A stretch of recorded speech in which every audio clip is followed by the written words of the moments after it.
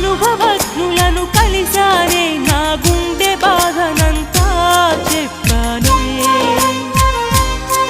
సైకాలజిస్టులను కలిసానే